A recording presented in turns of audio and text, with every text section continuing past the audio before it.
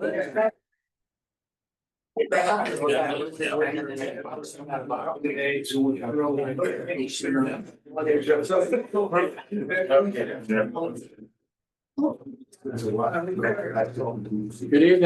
going to call this meeting of the County Water District Board of Directors of Billings Heights to order. Would the secretary please call the roll? Director Ellis, Here. Director Erpenbach, Here. Director Ewald, Here. Director Graves, Here. Director Carey, Here. Director Esmond. Here. Quorum being present, the meeting will come to order. We would like to welcome members of the public, just so we can be courteous. If you would, I noticed most of you have come up and signed the attendance sheet. Thank you very much. If you could all just go around the room, stand up and introduce yourself, give us your name and. Oh, I'm sorry. But on the agenda, I always forget. It's on them. Yeah. Pledge allegiance to the flag of the United States of America and to the republic for which it stands, one nation, under God, indivisible, with liberty and justice. And it is my policy. Should have done that first. For the try to get that corrected in my brain. Okay. If you would just go, let's start here with Evelyn. If you could go up and down, just stand up, introduce yourself, give us your address, whether you live in the district. And that way we can address you by name if we can remember. Evelyn Hyberg with Custom County News. I'm Nancy McCamus and I live on 2123 Wentworth Drive. Ed Melcher, Billings, Heights resident. Josh Simpson, assistant manager. Harold Crusoe, service member. Mean Career Repair. 27 Sin Constellation Trail. Paul Evanston, Constellation. The last name was Evanson, Joyce and Paul. Right. Thank you. Butch Bailey. Latigo. Good. Dan Beerfeller, 1904 Wentworth Drive. Mike Mackey, 1331 Longhorn Way. Thank you.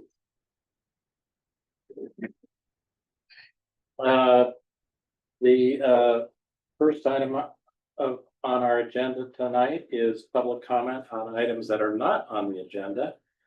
Any member of the public can speak on an item that's not on the agenda that you'd like to bring to our attention. And we ask you to limit your comments to 3 minutes. And depending upon that, we generally don't take action on new items that are brought up tonight, but we can certainly consider them for future meetings. So how's your time for input? Come on. Mackey. I'd like to know how the meeting got changed from addressing the consolidation from the city, with the city, to this meeting tonight. It was anticipated that we were gonna talk about and vote on consolidation. What happened? I spent $300 coming off of a mountain job to come down here for the special meeting. We're supposed to have it over at the center. We had this, well, my recollection is we're talking about having that meeting sometime in September. I think that's what our minutes reflect. Right, and we'll have a report by Director Ewald on, what the hang up is in terms of when that meeting is gonna happen. I'm sorry that you came down and went to that expense. But we do, I think, we do post all our meetings and the agenda. We're trying to get them posted a week in advance as required. Well, it's pretty hard for me to get in contact with that. I understand, sir. Thank you. Further comments?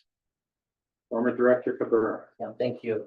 I just wanted to make a note that it was posted, that this meeting was supposed to take place at the Senior Citizen Center, and that this was changed within the last 4 days, Director Oppenheimer Espen. So we had many more people to come to this meeting to look at that merger that was supposed to be there, and it was posted for the Senior Citizen Center, and it was not there. So when you change the meetings, you need to tell the people, the ratepayers, on the letter that you put out there that this was happening. So that was the problem there, was it was not posted. But I want to talk about something else, and that's this merger. You're in for a 40-year lawsuit if this thing merger goes through. And I'm telling you, this is what's going to happen. There are people out there that are going to worry about the SIDs that they've spent for the last 50 years within this district, that have put their own money in there. 2 people in this room have already done that. And they're going to fight you every tooth and nail in regards to that. My second point is the fact that as a Heights district, we paid $150,000, am I correct? In regards to this study? No, How much did we pay? 100, Okay, $100,000. How much did the city pay? 100. They didn't pay a nickel. You know why? That was their engineering firm. That was their salaried employees. That's the truth on that. All of that was salaried employees where they don't even have to merge. What they're gonna do in September is they're gonna take all of the information that Bo and the people in this district put together, and they're gonna look at it, and they're gonna make a decision, say yay or nay. You know what? They have to put their money into this. And if they don't, there's another lawsuit on that merger because they've never put a nickel in, because it is their engineering firm that has put that forward. But I'm telling you, if this continues, there will be lawsuits for 40 years. The last thing is, we were trying to put GPSs in 4 district trucks. That's Yeah. Oh, is that on there? That's Okay, then I'll talk about that later. Lynn? Yes, please. One question for you? Yes, Doug. I'm director. Without it, no member of the committee objects, please. Mr. Cabrera, where'd you get your information from? Because of the fact that and I asked the district, I asked the girl that owned it, well, where's your $100,000? No. Where did you get your information that this was posted on the Heights Water District website? Because that's what the information said in the notes last time, that this meeting was supposed to take place at the Senior Citizen Center. And we looked at it, okay? And that the fact was that it was not done at that point. So like Mike came all the way down the mountain. I made him come here for this meeting and to show that there was no merger to be done. And so you cancel that meeting so you can do it in a smaller agenda at this point. And I think that's enough right there for people to talk, because we had people here at that meeting that said this meeting was going to be done at the Senior Citizen Center. Because we had a meeting afterwards to say, this is what we're gonna do. And it was never done. I'm just telling you what I know. We're gonna go through the minutes. Thank you here very much. In a minute, and we'll let you know what the minutes actually said. Thank you. Further public comment on non-agenda items. Thank you, Director Cabrera. Sir. If I may. can I stand over Beer Fowler? Yes, Thank you. if I may, can I stand over here so I'm not looking at, people aren't looking at my back? Yeah, well, you can stand right here if you want. Well, I don't want people looking at my back. Again, my name's Dan Beerfaller. I live in Wentworth Drive here in the Heights. I'm a ratepayer for the Heights Water District. Before I begin my comments this evening, I want to give to each of you board members, the secretary, and to the director a copy or an outline of my comments for this evening, as well as to members of the audience.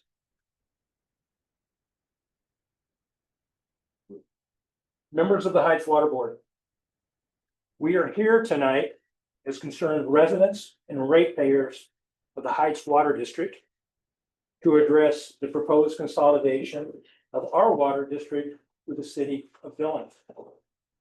While we recognize potential benefits, such as streamlined operations, we also believe this decision demands full transparency, accountability, and protection of the community's investments. For decades, Heights residents have paid into this system through SIDs, lot fees, and steady rate payments, investing tens of millions of dollars into our infrastructure water system. These contributions were made with the understanding that our community would retain ownership and control. Consolidation risks erasing these investments without credit or compensation. Before any merger moves forward, we ask for the basic following safeguards: a full accounting of our past infrastructure investments, guarantees against unjustified rate increases, legal assurances that assets will only transfer with fair compensation, a temporary rate freeze or cap during transition, and independent oversight, such as an auditor or an independent ratepayer advocate, to ensure ratepayers and residents are protected. We also have questions that must be answered. How will Heights residents be represented in future water decisions? What liabilities or debts will the city assume? Will the feasibility study and financial audits be made public? And most importantly, will residents have a direct vote on consolidation? Our request is straightforward. Release all financial records and studies. Hold public forums for open discussion and dialogue. Allow Heights residents to decide the future of their water governance through a formal vote. A democracy. Water is not just a utility. It is a public trust. Any changes to its governance must honor the community that has built and maintained this system for generations. We expect no unjustified rate hikes, fair recognition of past investments, transparent asset transfer terms, and independent oversight. Failure to secure these protections would violate the trust this community has placed in each of you as board members. We urge you to proceed with transparency, accountability, and respect for us, the people that you, the board, represent. Thank you. Thank you, Mr. Virathala. We did receive the letter which you just read to us, and I got it on Monday, and then distributed to all the board members. Thank you very much. I'm glad to hear that. It was, as you know, it was hand delivered here to the water board. Thank you. Further comments from the public? Further comments from the public? I think that some of the points that you brought up, Please, I'm sorry. please stand and address this. Come forward so you can be seen in the cab. I'm Nancy McManus, 2123 Wentworth Drive. And I just want to express my appreciation to this gentleman who You need to come bring up these here so the issues noise in the to the cab. front. The last time I was here, I wasn't even allowed to speak. So I appreciate this so much that we're going to start getting some open dialogue about the needs that we have and the transparency of this board. Mr. McManus. Further comments from the public? Further comments? Seeing none? We will go to, next item is approval of the agenda. I did have a request from the general manager to move item number 2 under new business up to the first slot. So I would like somebody to make a motion to make that change. Director Gray, I make that motion to move it up. there's a second. Motion to change item number 2 to item number 1. Then under new business, all those in favor indicate by saying aye. Those opposed, nay. Motion adopted. Okay, next is approval of minutes. Board members, they were included in your board packet. We want to take up June 1st or July 1st. You need a motion on one of them. Director, Can I, yeah, I'll move to approve the minutes for June 18th. I'll second that. Ellis moves, Carrie seconds to approve minutes of June 18th as corrected. Is there discussion? I just have one comment. Somebody sent it to the county uncorrected. So whoever sent it in, and it had a bunch of dots on they apparently scanned it on the machine, but it had holes in it. So we need to make sure that whoever sent them in resends the corrected one. I'll ask secretary to take care of that responsibility. Yeah. Any discussion? Seeing none, the motion before the board is to approve the minutes of June 18 is corrected. All in favor indicate by saying aye. Aye. All opposed, nay. Motion passes. Next up is the July 16 minutes. Can I have a motion? Make the motion to approve the July 16th minutes. Is there a second? Second. Second by Director Urbanbach. Is there a discussion? Oh. Director Ellis? The only thing I would say is the minutes that were in the agenda packet were lacking a header. So when they get put in the book or get sent to the county, they just need to add the header to it. Right.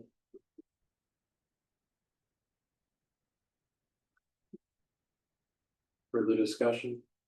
Director Carey, Does our board secretary have that letter?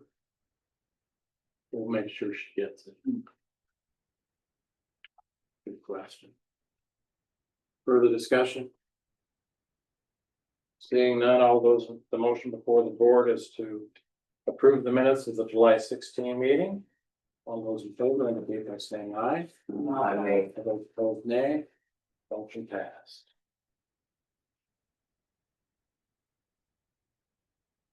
Okay, we will go to the consent agenda.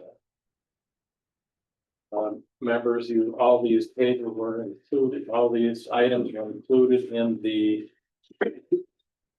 agenda packet that was sent to you on Friday.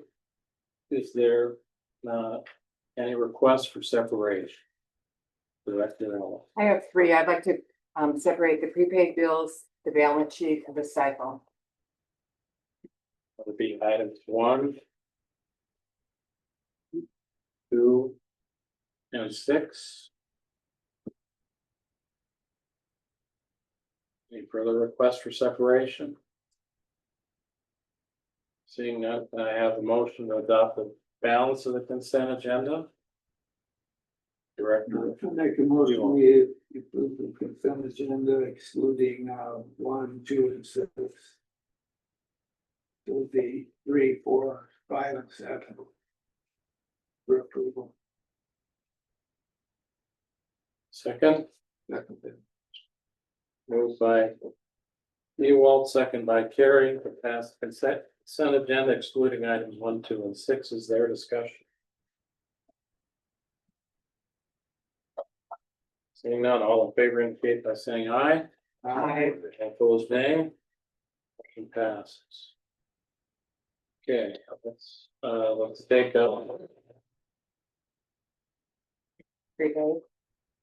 up item 1, prepaid bills for approval. Director Ellis. So I have two questions. In July, we withheld payment of interstate engineering invoices 58406 and 58407. Because numerous board members have questions.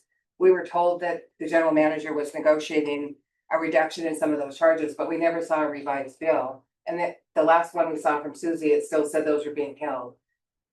So what's the status? We did get an email from Brad, and on my request, he issued credit. But we shouldn't have paid it. It hasn't been approved. Neither of those invoices were approved. I know. So were they paid?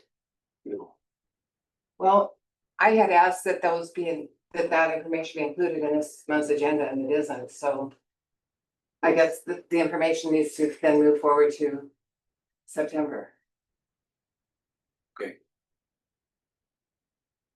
Those two bills. Thank you. General Manager. Second. Item number 2, balance sheet. Okay, so my question is, we show refunds payable of $10,523.79. Which I assume is the deposit that we collected from people and never returned to them. But I don't think we can legally keep that. I think that needs to go to the state, and people can file to claim that, but I don't know that. I mean, is that an accurate representation of what that $10,000 is? A number of years, we used to collect a deposit, and then we gave 6% interest on it when interest rates were 2%, a losing proposition. So we gave all the deposits back, but there's 10,500 that we haven't returned. Well, we can't legally keep that money. It's not ours. Every other entity returns it to the state and then people can claim. Director Carey. I may be off base, but I believe that charged for the EPA. No, No, no, the deposit's been done and over with for quite some time. That one was a billing issue where a meter got changed and a multiplier was put in wrong, so a bill was multiplied by 10 times. So when the bill was processed, it went out as the large bill. We caught it and it shows us a refund when we corrected the bill. Okay, This customer didn't use that, it was their usage, but their usage was multiplied by 10, okay. which made for a huge bill. But it says refunds payable and there's no check for $10,523. No, it was one that Jen caught right after. What was that? They called in, we caught it and they never paid it, but it had to show when she adjusted it. I think that's where it Okay. shows. So So they never paid it, but the adjustment shows that way. Because when the bill was initially ran, it was that large one. thank you, Josh. So Mr. General Manager, it would take a general journal entry. Right. By Jen to correct that entry for the next meeting. Offset. Josh, I believe that's what it is. zero it out. Okay. Double You check. can, Yeah. he can follow up. Okay, that would be great. Thanks. And item number 6, the stifle system. Okay, so I have several issues. We're showing 320, we're showing $536,499 in a Stifle Smart Rate Fund, which is not FDIC insured and is paying 1% less than STIP. That money should be transferred to STIP. It does, I mean, that's a huge amount of money to be reducing interest and there's no coverage. So I'd like to make a motion to move the $536,499.99 from the Stifle Smart Rate to STIP Let's take that up in in new business. old or new business. Okay, so I have another issue. We have $322,476 in mutual funds. You can't tell from the report what the mutual fund is. But Stifel has quite high charges on mutual funds. And additionally, they have additional fees that include placement fees, sales loads, and referral fees, which add up a lot. And when I look at the law, we're not legally able to invest in mutual funds. So that money I would like to bring up. And then the final thing is, which maybe we need to bring up, I thought we were transferring the 2 CDs that came due. We had a CD for $150,000 that came due on July 28th. It was moved to Stifel August 5th. But we had another CD for $100,000 that came due August 4th. We've not done anything with it. My understanding is we were going to look at Treasury, said Treasury notes, but there's no such thing as Treasury bonds or bills. But I don't think this is the time to tie money up. So I'll bring that up, those 3 issues up, I guess, under new business. But I am really uncomfortable where money is at Seafoam.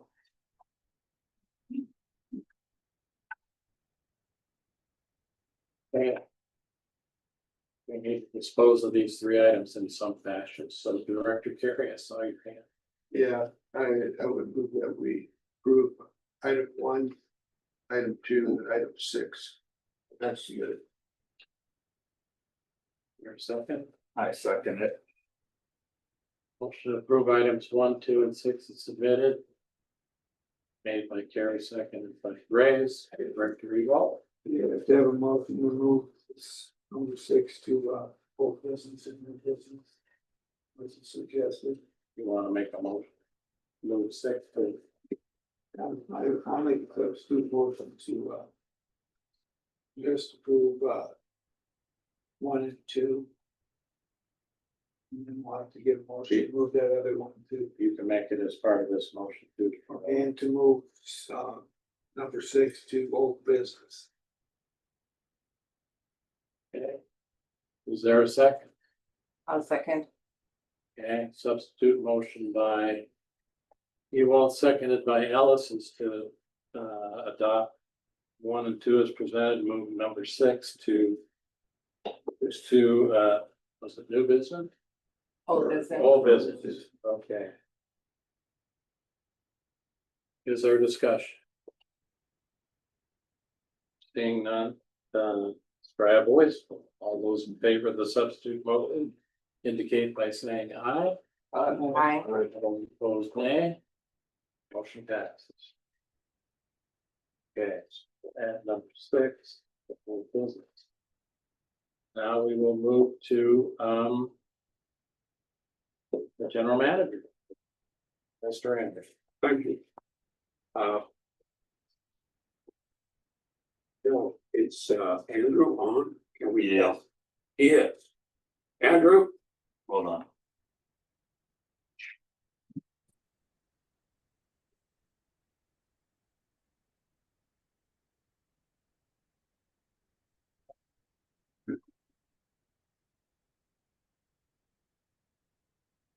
All right, can you hear us, Andrew? I can. Can you hear me? Yep. Great. Andrew, you are part of my monthly managers report. And in interest of time, I know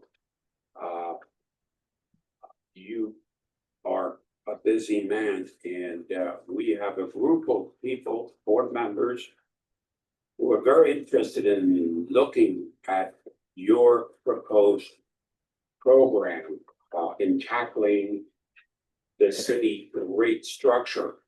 And I wonder if you can summarize your proposal, your letter, and above all, the time schedule that you have proposed. Sure. Happy to do so. And I see that, that's part of the packet. I've got it up and could share it if that would be helpful, but otherwise I anticipate. Could you introduce you? We have an audience here of like 12 people. Introduce you and what you're doing and your background and your prior work for the Heights Water District. Sure. Sorry about that. Sometimes I jump in. My name is Andrew Ream, and I was first engaged a few years ago by Heights to help twofold. One, to evaluate city rate report at that time and proposed rates for service provided to the Heights Water District. And we were also engaged and we're part of a team to complete a rate study for the district a couple of years ago as well. This is the type of work that I do and my firm does.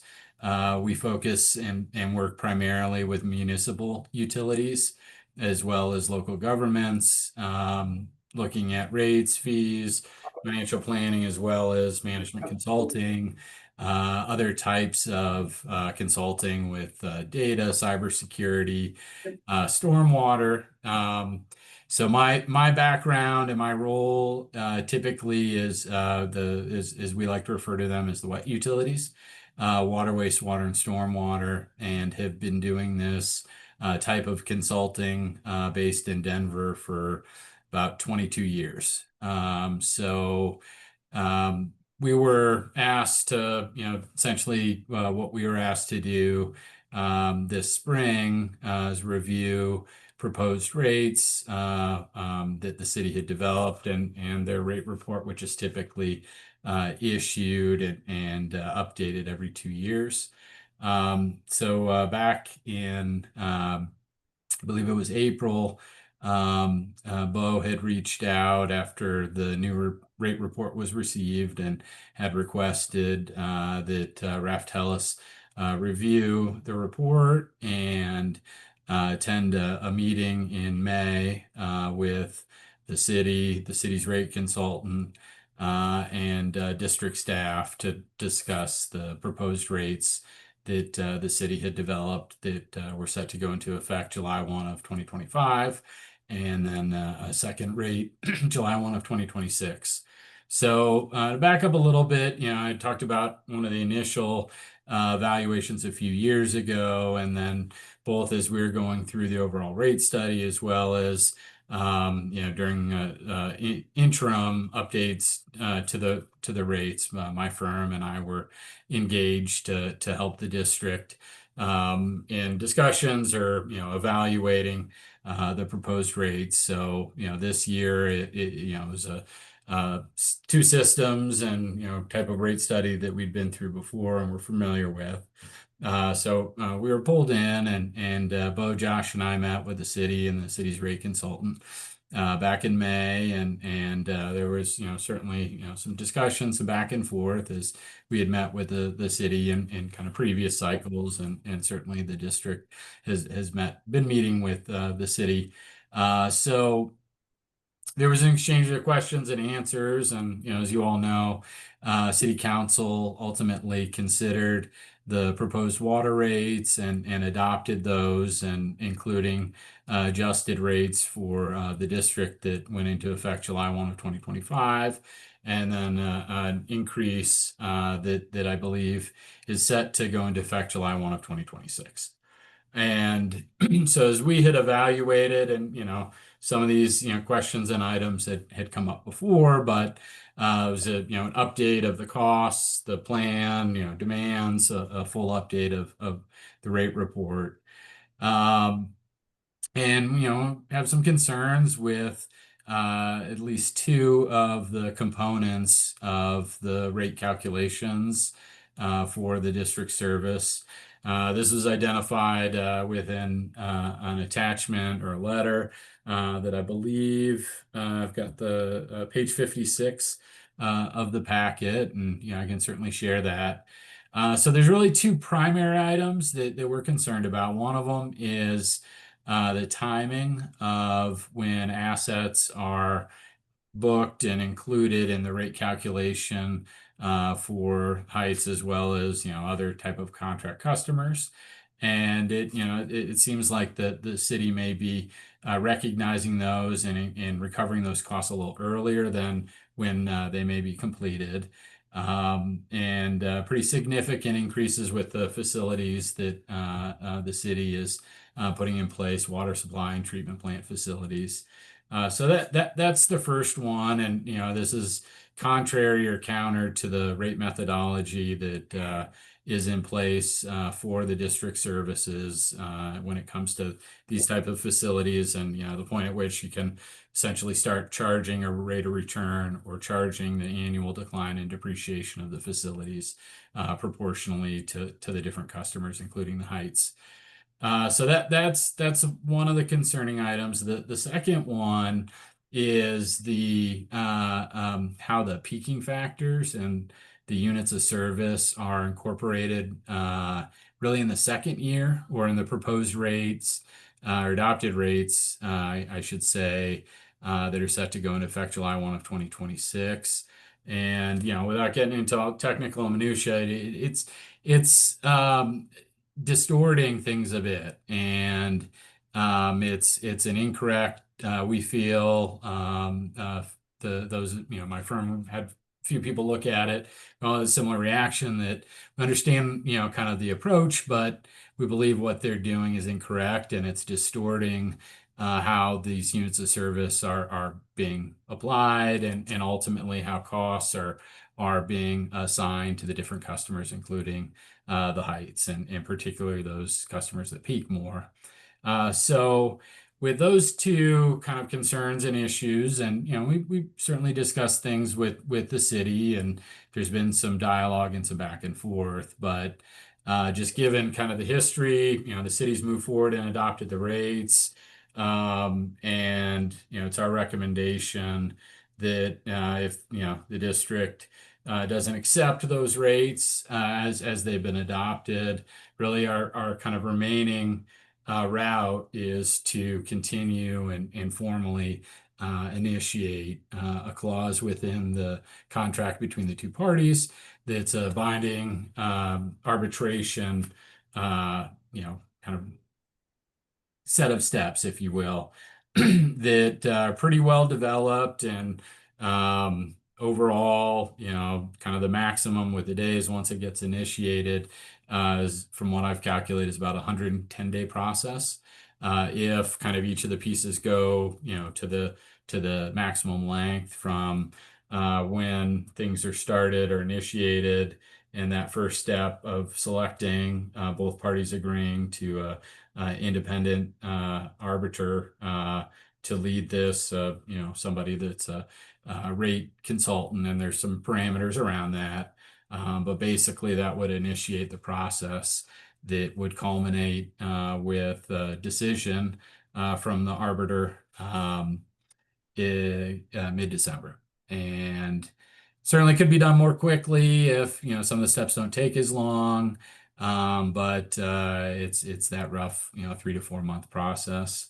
And to the extent that the parties are unable to kind of agree or come to equal agreement during the process, it would be the decision of the arbiter in terms of both parties would present their arguments, submit reports, the arbiter would weigh those, take those into consideration, may have some questions following the former arbitration hearing, may want some additional information, kind of back and forth between the different parties. And then they basically take that and I think there's ability to ask some additional questions, but ultimately then there would be a decision that would be rendered, I believe, within 30 days of the hearing. So that's big picture, kind of the process. It's a little bit more formal than the more of that informal kind of discussions we've had with the city at different points. As we've been going through, reviews or asking questions about, potential rate adjustments or their rate report. It's certainly a little bit more formal part of the process. I believe historically, the parties I actually know they've been through this before. I believe back in 1998, and one of the outcomes was the current agreement that the parties have. So, I mean, it's a sort of component that has been exercised, has been gone through before, and sometimes they may see something different than we do, and ultimately kind of agree to disagree to a point, but given the significant cost increases, some of these changes, in particular the ongoing kind of peaking factor assignment cost recovery, it seems very appropriate to kind of pull in a third party expert to hear and weigh the arguments and render a decision, and that way it won't be kind of two sets of folks maybe not seeing something the same way. So with that, a little bit of a kind of recap of that memo in terms of next steps, but Bo, happy to answer additional questions or go into a little deeper as you may want me to regarding this recommendation. Thank you, Mr. Ring. Questions from the board? Director Ellis. So Andrew, I have multiple questions. Okay. I know way more about the dispute with the two refineries over sewer process, and their process was very different. They wrote out exactly what their concerns were. We have 2 pages from you, of which only 2 paragraphs are unique. Everything else is just copied and pasted from our contract. I think there's a fundamental misunderstanding of the process. The refineries have already resolved the problems. They wrote down exactly where their concerns were, and they sat down with the city and they worked it out, and it's done. None of this, we have no idea. You say that the timing of when assets are depreciated is, you don't agree with it? Where is that in the AWWA manual? The contract's very specific.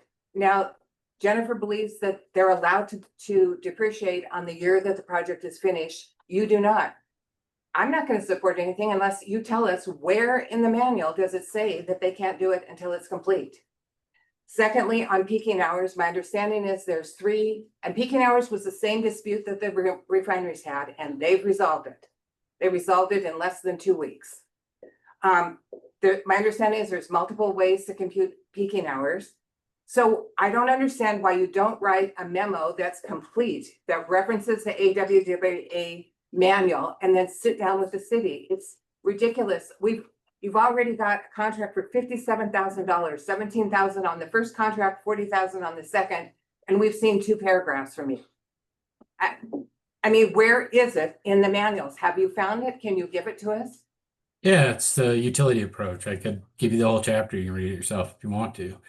I guess in terms of the refinery, I'm not familiar with their agreements. I'm not familiar with the contract provisions. I don't know if they've got an arbitration clause. I'm no They clue, do. but this is pretty clearly laid out, and there's been discussions, there's been questions, there's been back and forth.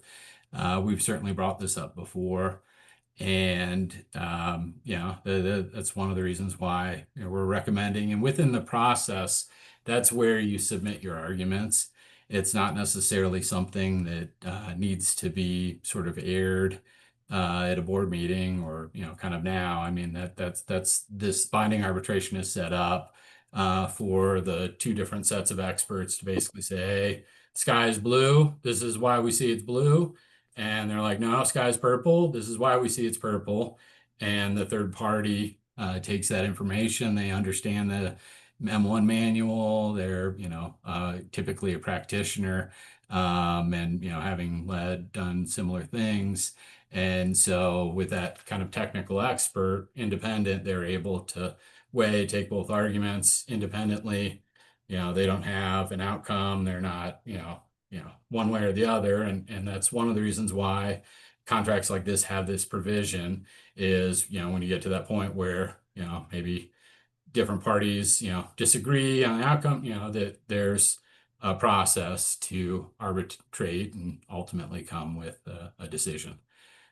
So, I mean, that's the reason, one of the reasons why, I haven't chosen not to argue this in, public hearings or those types of settings. And I mean, they're certainly defer. The board may continue to wish to have bilateral discussions, but I guess with council taking action, certainly the question was put forward to staff and council whether or not it made sense to hold and wait on the district's rate. As one of the refineries is also a water customer, and they'd raised some concerns as well. And then the 2 refineries are wastewater customers. Council chose at that point in time to hold off on rate adjustments for those other contract customers, but went forward with the proposed adjustments for the district. So, kind of had that opportunity to continue discussions and chose to adopt the proposed rates and effectively end the discussions that were happening at that time. Thank you, Mr. Ream.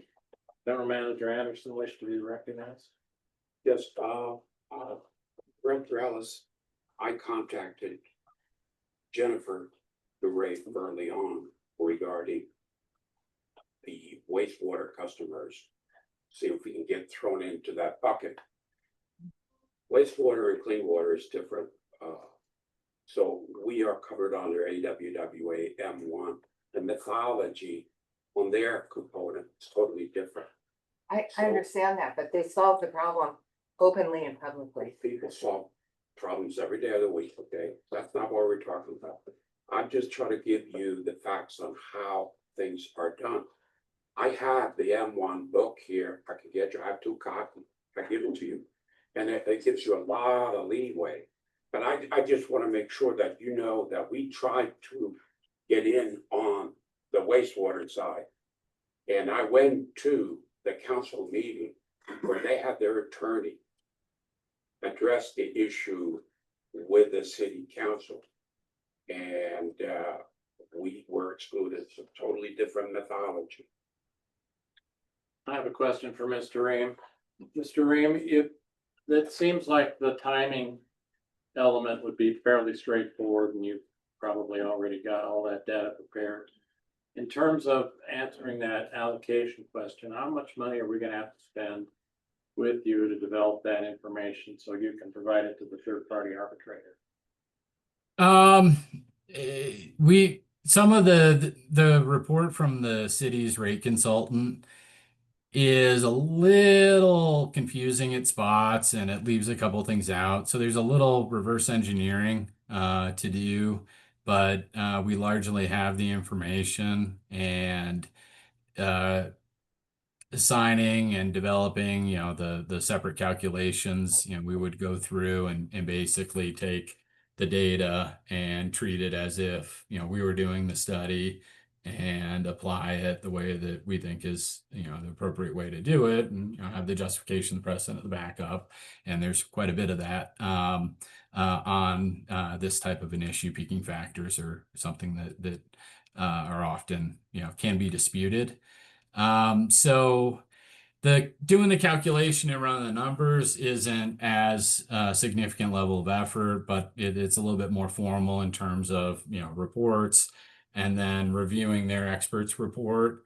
So we're these types of, this isn't full on litigation, but through the sort of arbitration process, it's a little uncertain. You don't always know what the other party is going to do in terms of, are they going to submit a phone book or is it going to be a 10-page report or maybe materials that have, already been developed, even though they made some changes to the rates and the rate calculation from what was in the report.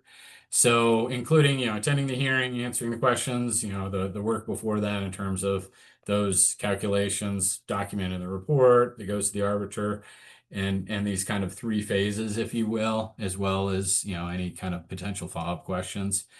We're estimating, maybe 75,000 if it gets intense and there's a lot of back and forth. And, we get a significant, kind of book of work, but in terms of the rate report or the report to review and, often dissect from their expert. But it certainly can be less than that. And, unfortunately with, these types of proceedings, if it's a, full on been involved in some lawsuits and those are a lot more expensive. You've got a lot of, experts and a lot of, kind of back and forth and reviewing and reports and evaluations. So this type of setting is usually a lot more efficient, a lot cheaper economically because it's not as extensive as a sort of a full-on litigation court process. But it is, one of those unfortunate things that, it will take a little bit of effort, a little bit of unknown. We can estimate it, but what we typically do is put a provision in these types of agreements where there's a notice provision.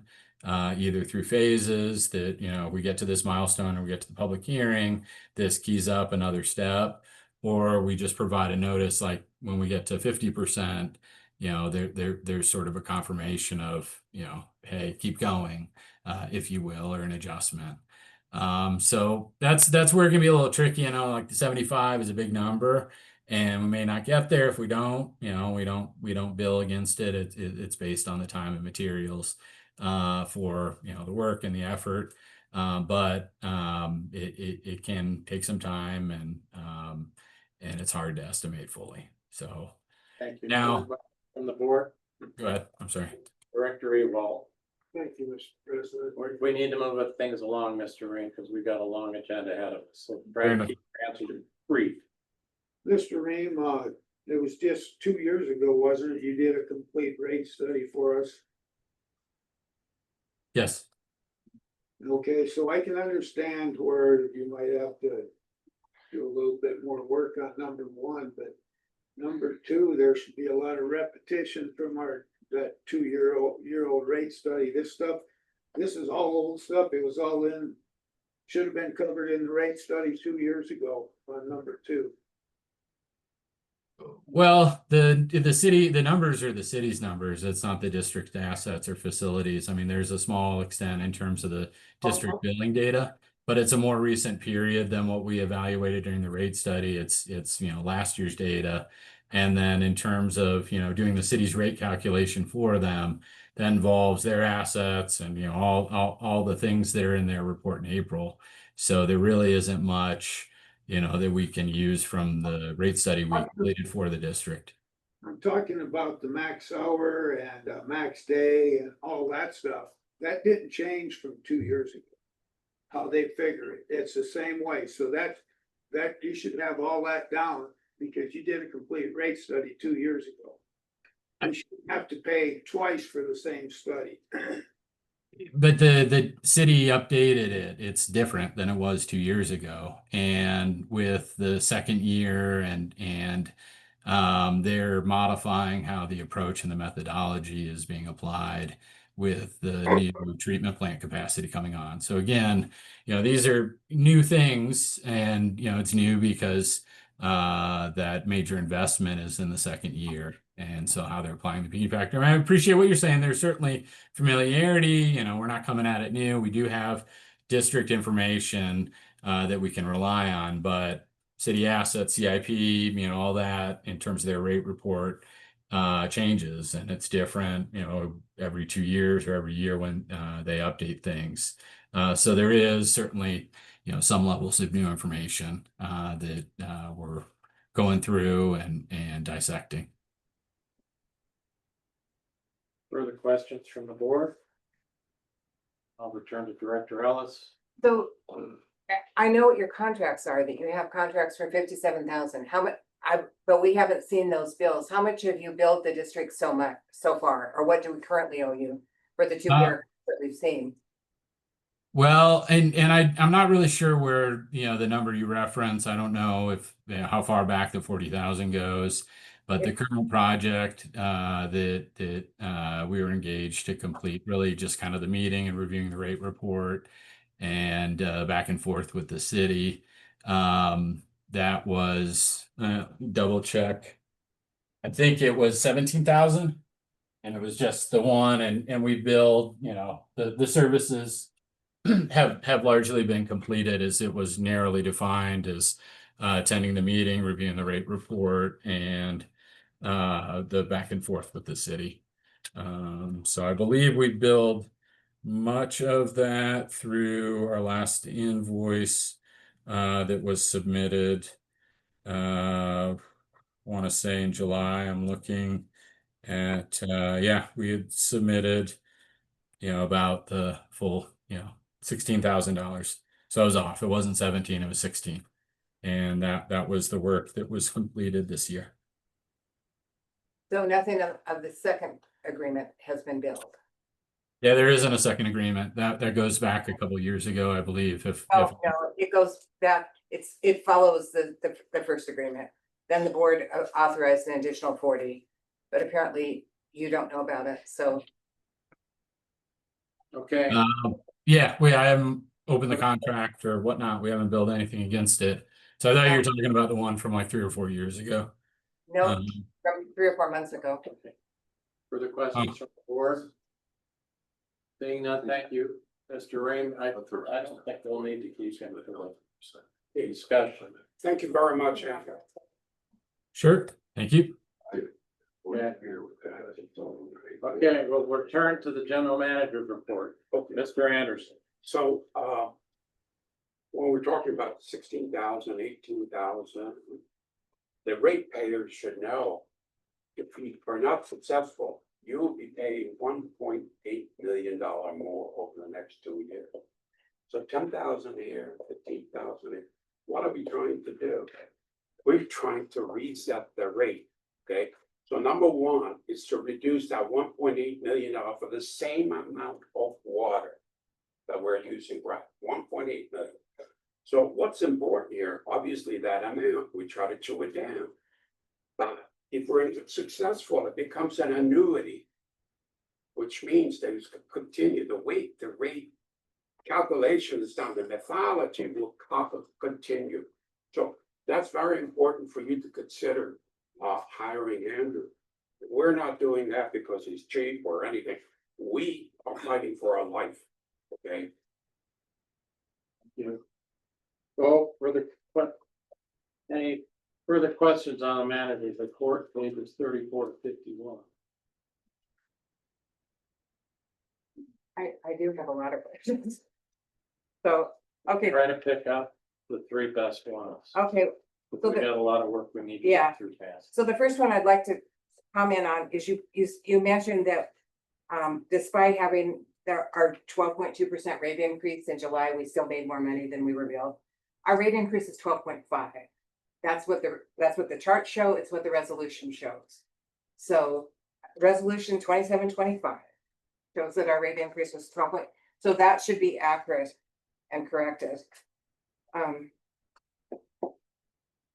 Then you asked about converting the audio files so that we could post them on the agenda. That is not that big a deal. I've done that in the past. Yes, it takes a while to convert, but it's not like it's an active, there's 6 different programs that do that. So, and Zoom can be posted directly. The only tricky thing is, for YouTube, they say, is this appropriate for children? And when I was posting, I said no, because I thought what child would want to listen to the water board meeting. That's code for is it porn? And so I got blocked from posting anything additional for 30 days. So I didn't realize it was code. So those are the things that I made a note of. Thank you. Any other questions? We'll be asked for public input when we get the agenda items made, so we will. Thank Okay, thank you, Chair. you bet. Okay, next we'll move to old business. First item, consolidation study progress report, Director Ewald. All right, so we had a meeting on the 16th, I believe, of July. Reported on it at the July 18th meeting. In the meantime, it was the stuff we went over was a work in progress, a lot of numbers, pages after pages of numbers, and we sat there for what, 2.5 hours. And kind of worked through it. And then city was slow at getting their input onto it, and I don't know if they've still got their input done yet or not, but it's been put on the back burner and it's sitting there waiting so that once the city gets all their information to them, their comments on all those numbers. And I'm telling you, it's hard to even keep up with all the numbers. There are so many pages of them. And it was a really good meeting, a lot of comment back and forth. And so it's just sitting there now until the city gets their stuff to them. And in 1889, the finance people out of Nebraska have a chance to go over it, put it together. And then we'll have another meeting once they get that amassed together. And then it'll be once they do the corrections and that there, then we'll be into the final meeting. And this was all out of our control. This kind of like blew up, and so we're just waiting, and hopefully it'll come here to pass pretty soon. Both parties have signed an extension to till the end of the year, I believe, for the deadlines to get it done. The deadline was originally June 30, I believe, and so, but there was a big lack in communication from the city side, and so now slowed everything down, so. That's where we're sitting, it's sitting on the back burner, and I just talked to Morrison Merrily beginning of last week. See if anything has happened, and nothing has really happened yet on it. So he says it's just gonna sit there, and so then I talked to Travis, the representative for the city, and they're working through like pricing out exchange of meters and meter readers and things like that. If the consolidation goes through, what the expenses are gonna be. And so the city's working on that part of it. Lewis Ingles and Travis are working on that, so.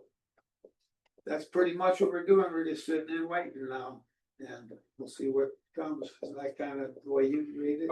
One important thing, and I was surprised they're doing that. So the consolidation is obviously figuring out how it work. 1 and 1 makes 3.5. But also, if we continue separately, what would happen? So I thought that was a very interesting aspect. And like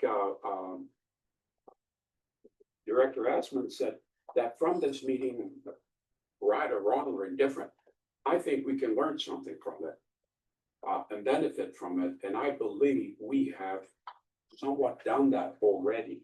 I've worked very closely with their financial consulting people.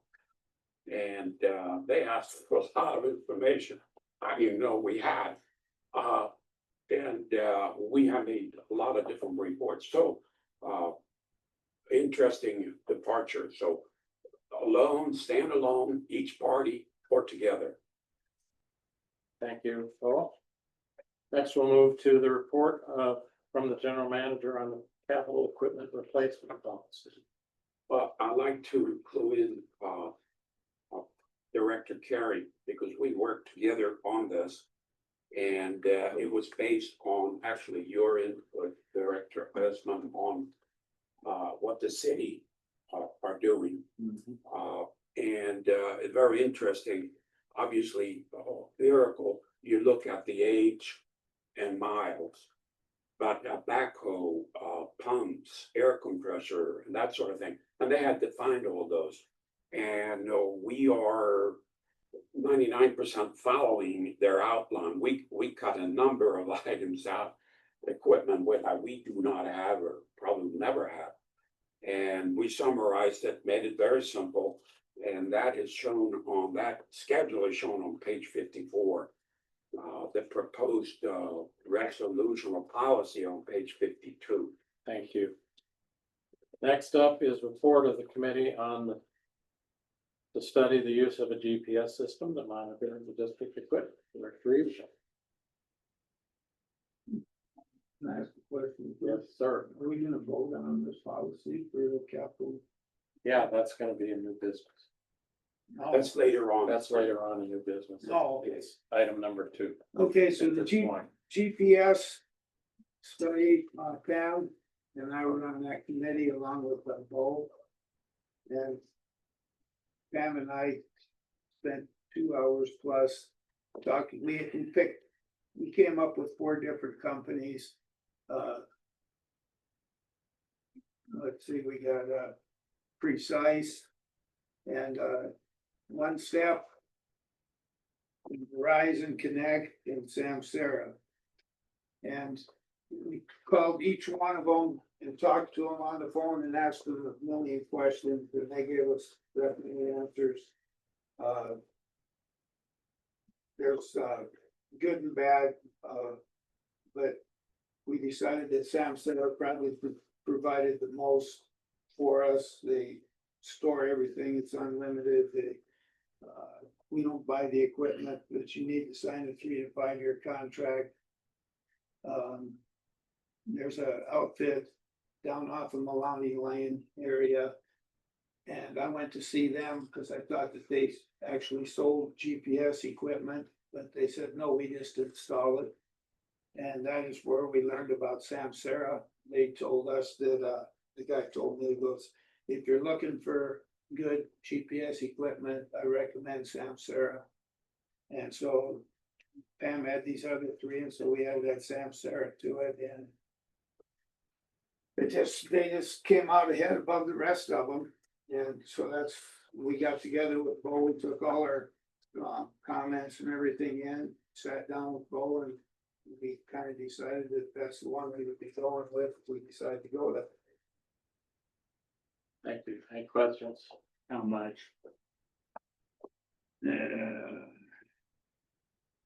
$19.50 a month. Well, Oh, Vehicle, what's that? $19.50. Yeah. So about $100 a month. What needs to put us on. Director Karen. Mr. President, this has to do specifically with resolution 29-25. Wherein that it says that the district form a committee to investigate and recommend the selection of a GPS vehicle tracking and data collection system for adoption and use by the district, consisting of the general manager and two board directors appointed by the district president. And be it further resolved that the committee bring said recommendation to the board for consideration and adoption at its August 2025 meeting as or as soon as possible thereafter. Now, that's well and good, but we also are, We're not debating a resolution at this point. Director Kerry, do you have a question for the committee on the report? where's the authorization to order in the piece that we have right now, Mr. President? We haven't authorized that. Okay, we have one sitting in the office. It's fine. It's gonna sit there until the board makes a decision. Thank Yeah. you. Director Can L. I say, I mean, two companies offered to send equipment that we could test.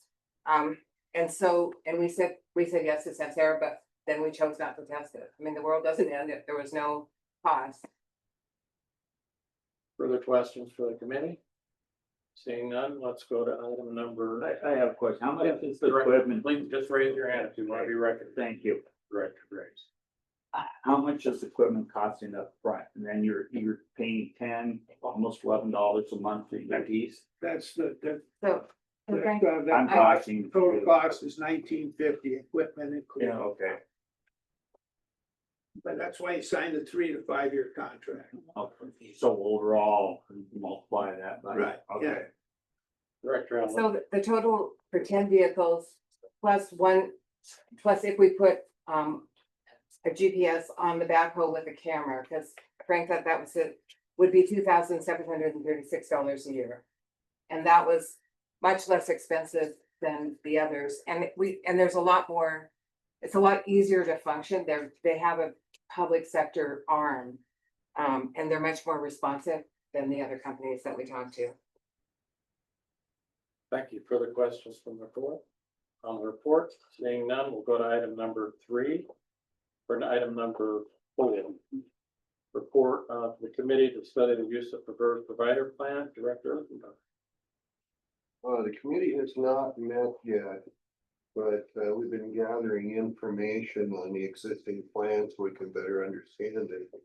To go talk to some of the vendors in town, so we'll be scheduling a meeting at some point in the near future. Thank you. Number 5 is stifling. And then we're gonna return to the thankful statement. Director Ellis, you wish to make a motion with respect to that? I do. Let me, can I put it in? I move that we transfer, let me get to it. That we transfer all the funds from, the CD that matured on August 4th of 100,000.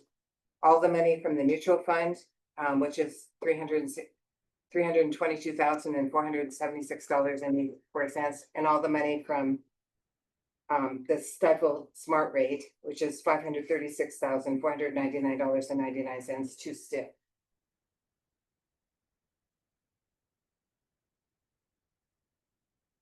Okay, did you get all that? I can send it to you. Well, so I'll just repeat, right? All the funds in the CDs that matured on August 4th. All the funds that are invested with Stifel and mutual funds. And then all the money in their Smart Rate account. Which amounts to $546,000. Yeah, it's, hmm.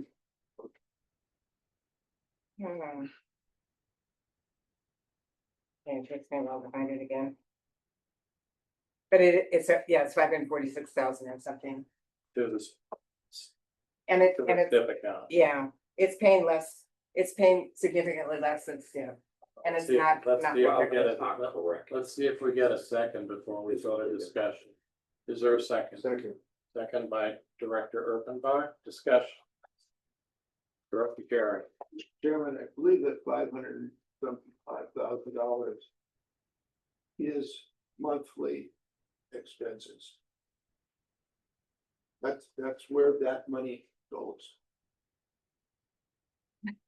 Each and every month. So you're, okay. Mr. General Manager, you asked to be recognized? No, not really. I'm just laughing, crying. This is your opportunity to address the board. What's important in my life is facts. The Smart Rate account for 500 is at what rate? It's at 3.95 and STIP is 4.7. But those numbers are what date? Well, it was, the 4.7 is for STIP today or yesterday. And then 3.95 is what was on the report. But Correct. the thing is, it's not FDIC insured, so we're not actually able to do that except in STIP. We should never have had 500,000 in that account. And we're not legally allowed to invest in mutual funds. So that money needs to come out. And my understanding was we had directed last month that the 100,000, that as the CDs came due, they go to STIP. Yeah, but I believe that 100,000 is already on their way to STIP. Well, what you told us was that the 150,000 from July. Right. And that you had asked Steve to look at treasury, you said treasury notes, but it's treasury bills or bonds. But those would be time limited. And there would be a fee. So that would be reduced again. Right, that's up to the board to decide, but I believe the 150 is done, has been transferred, and the 100 is in the process if it hasn't done already. Okay, so my question to you is the 536,000 STIP versus the Smart rate cycle. And if you want to transfer that to the, yes, right now there is, I would say 0.75% rate difference. I wouldn't call it significant difference by having the flexibility, but obviously this step, we have more flexibility taking the money in this out as we see fit, which we did last year when we had the issue with the water leaks. So that's important. Thank you. Mr. Anderson, Director Ewald. To the manager, general manager, please. So STIP, if I get that right, the Montana one, Yep, it's easy to put money in, easy to take Right. money out. We got a 3-day lag to take money out. they're about, more longer than that. Yeah. 40 down. How about the forward cycle? We don't have that for miles. Most of the stifle is tied up somewhere, but in the Smart Rate, yes. But I think it'd probably take another day or two to do the same thing. STIP. Yeah, and like Director Allison, there is a difference of about 3/4. Well, that don't mean too much, that 3/4% unless you have to pay it. And, Right. I mean, if you take out a loan and you have to pay the extra 3/4, that's a big deal. So, You know, it works the other way too.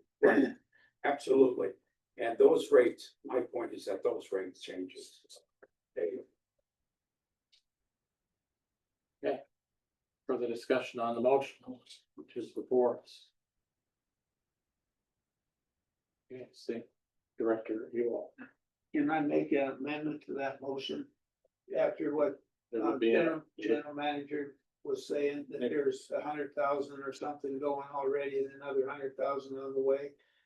That, as long as he's funds this stuff to the STIP account, I think we should leave it up to general manager to move it when it's available to be moved. Cause there's $200,000 discrepancy right there out of the 500. I'm going like, I think that's something that we can leave the general manager do, so I'd like to make a motion that we substitute motion or amendment to the motion that it's up to him to move those funds as they come available. The 530 is a separate account. Oh, it's a separate, Yeah, it's separate. there's Yeah. too many numbers. Yeah, no, it's separate stuff. No, Director Alice is right that the 536 is in what they call a smart rate fund. It's their high, short-term high deal. And it's about 3/4. I've been following it and transferring it back and forth. I'm not a banker. I don't want to have that responsibility. You make the decision. And I just want to make sure that you understand that we are transferring those maturing CDs that we have been instructed to do back in May, June. We're doing that. thank you for that clarification. You wish to withdraw your motion? Yep. Okay, the motion is a further discussion of the motion. So the current motion would be to transfer the 536,000 from Smart Rate and the 300,000 plus from the mutual fund to STIP. Remove any reference to the CDs. Right. Okay? Yeah. Does the second agree with that? Yes. Okay. Everybody understand what we're voting on? Do we need to restate it? Okay, all those in favor of the motion? Comments? Oh, yes, I'm sorry. Thank you very much. I should call for public comment.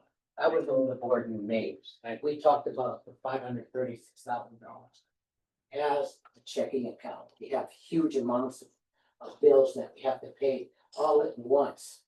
And if you take that away from this district manager to run this business, the way we went over this already back in May, and we did it again in June. And now you want to take it again. I don't know who the mutual fund manager is here, if he even has a license to do that, but again, you're putting yourselves as a district to be in a huge lawsuit for trying to move things you don't have any competency in doing. Leave the 536 so they can pay bills. That's the way it was done in May and June. Thank you. Further comments? Public? Seeing none, the motion before the board is to remove all the mutual fund money from Stifel and transfer the smart rate money from Stifel to the state short-term investment program. All those, let's try a voice vote. All those in favor indicate by saying aye. Aye. Aye, all those opposed, nay. Yay. 4 votes yes, 2 votes no, Gary and Graves no. Motion passed. Okay. Let's see, now let's go to new business, I believe. The item number 1 is resolution 32-25 to commence arbitration on the differences with the city on the water. See them both, put it forward for this stuff.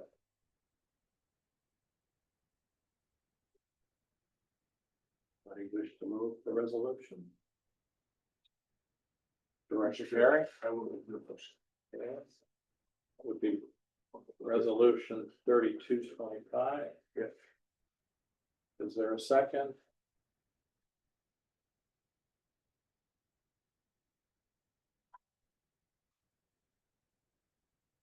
Well, I'll second it because I think it's worth some discussion, so.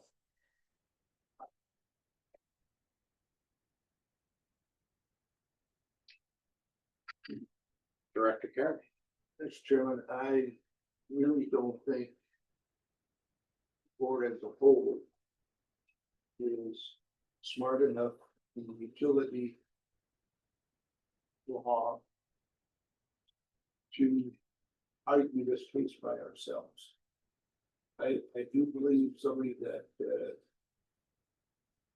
is recognized in their field and has helped before be the individual, otherwise it's gonna come back. And if it just as it is, there will be nothing.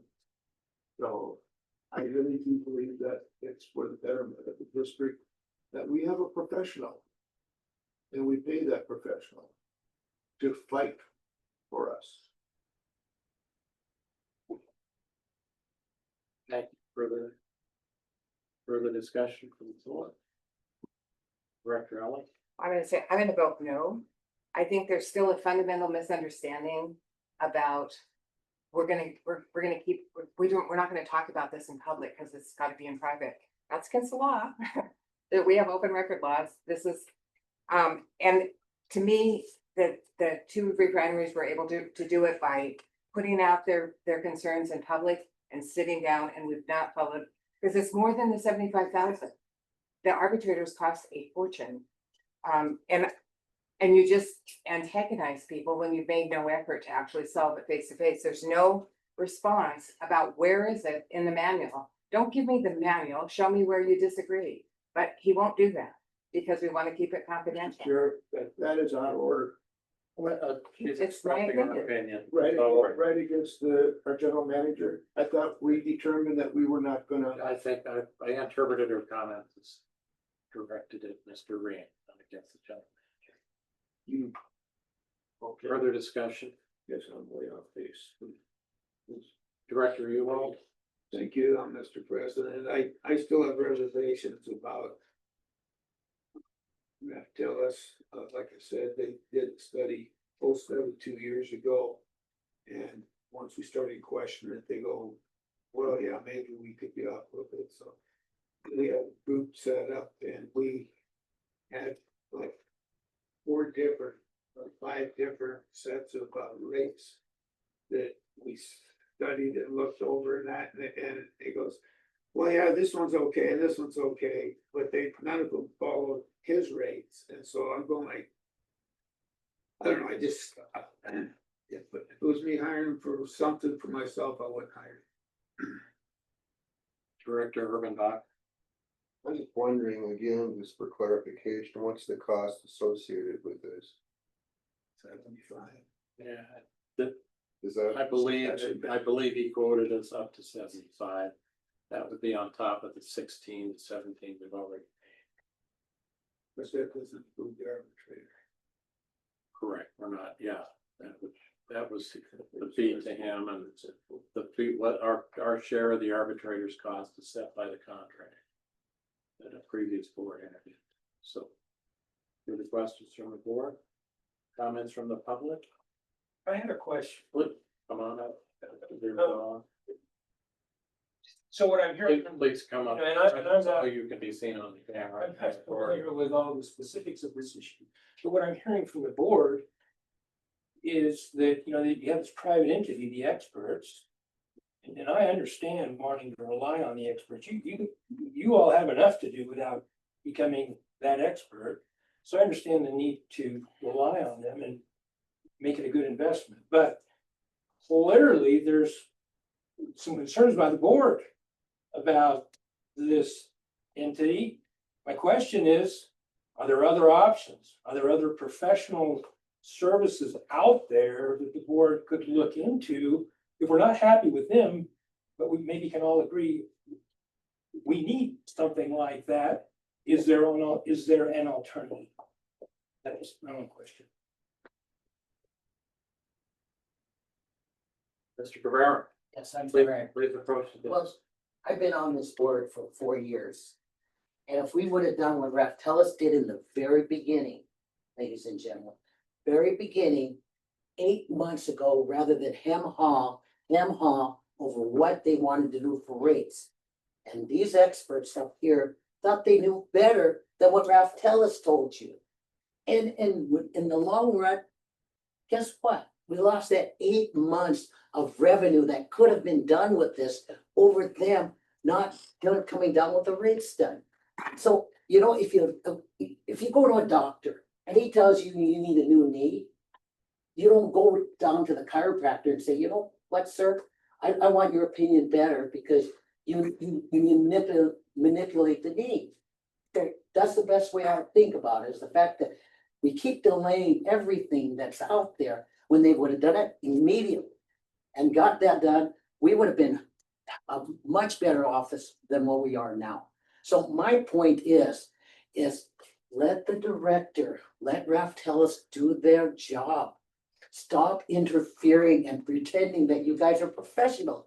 You have no idea what the water rates are, what needs to be done. Let them mediate what they need to do with the city at this point. I plead with you, please, think about that. You're not the experts out here, guys. These guys are, and that's who you should rely on. Thank you, Director Cabrera. I do want to respond to one item though, under the contract and the arbitration, the third-party arbitrator, you know, unless the parties engage in sidebar discussions to negotiate a settlement, the third-party arbitrator is limited to either A or B. It's a flip of the coin arbitration. So that, you know, that is you know, it's not a mediation type arbitration. Can I break one more point is the fact that I read in the newspaper, I don't know how much it's true, but the city's water rates that they put up in the paper in regards to the new water treatment plant are under litigation for charging above and beyond what the rates are at this point. So that should be looked at that point. Mr. General Manager, if you want to. I'll come to you, Mr. Mackey. Yes, so my number one job is to give you as much information as I possibly can so you can make good decisions. I have studied in great detail the rate as proposed, and I find a lot more than two issues. Okay, number one. I would not have proposed this hiring a consultant, and he was successful in 1998 beating the city. I like to beat on a horse or bet on horses that win, especially when it comes to $1.8 million. And it's an annuity attached to this. Okay, so you are talking about the 10,000, the 80,000.